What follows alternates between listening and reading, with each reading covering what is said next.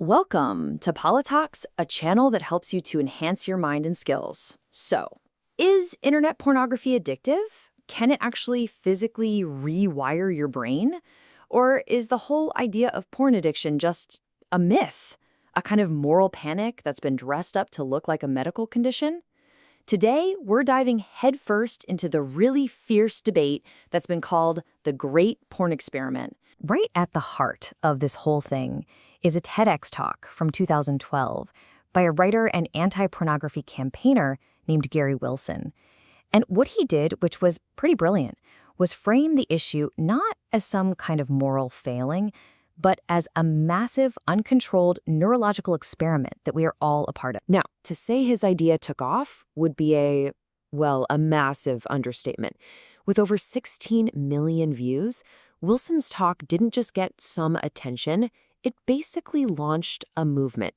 It gave a scientific-sounding explanation to millions of people who felt like their porn use was completely out of their control. Okay, so what is the argument at its core? Well, Wilson claims that internet pornography acts as what evolutionary biologists call a supernormal stimulus. Now, what does that mean? It's basically an artificial signal that's so powerful, it hijacks our ancient brain wiring in a way that we are just not equipped to handle. The whole theory is built on this foundation called the Coolidge Effect. You know, in the animal kingdom, it's what keeps males interested in mating with new partners to spread their genes.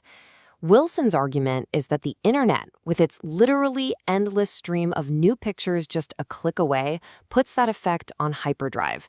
It creates a stimulus that is way, way more intense than anything our brains ever evolved to deal with. So this is the proposed chain reaction, step by step. First, that unending novelty. It triggers this massive rush of dopamine, the brain's reward chemical. According to the theory, this then activates a molecular switch called delta phos-B, and that's a protein that has also been found to be active in drug addictions. And the supposed result of doing this over and over? Real, physical brain changes that numb your pleasure response and just erode your willpower. And look, this isn't just some abstract, theoretical debate. For the millions of people who are part of online communities like NoFap, the consequences feel incredibly real. They connect their porn use to a whole host of really severe issues, everything from sexual dysfunction to really profound mental health struggles. And, you know, the stories of recovery are often just as powerful as the stories of struggle. This person, after they quit porn, said their anxiety disappeared, their memory got sharper, their erectile dysfunction went away. They felt like they'd been given a second chance at life. It's these kinds of powerful experiences that really fuel that addiction model. But, and this is a huge but, this is where the story gets really, really complex. Because when we pivot and look at the mainstream scientific point of view, we get a very, very different picture. So here's the crucial point. Despite all those powerful stories and the millions of people who call themselves addicts, pornography addiction is not an official diagnosis. It just doesn't show up in the big manuals that psychiatrists and psychologists actually use to classify mental health disorders. Now, looking at this is actually pretty interesting, seeing how the two main guidebooks handle this.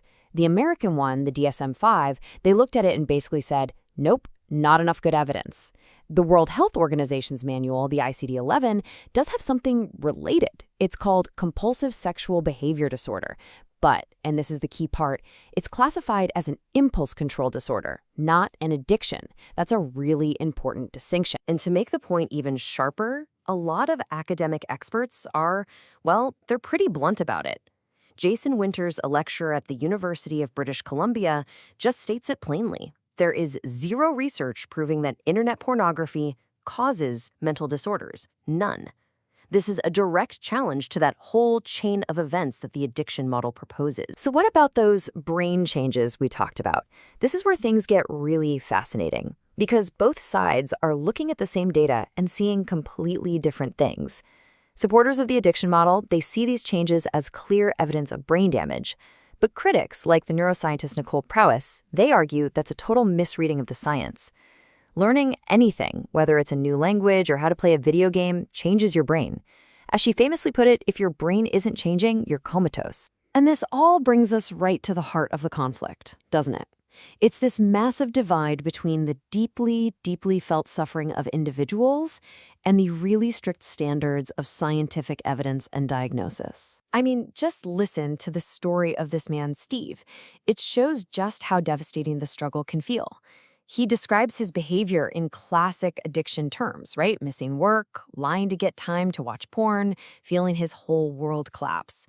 For him, the label addict just fits. It makes sense of his experience. But then you have psychologists like David Ley who offer a completely different way to look at it.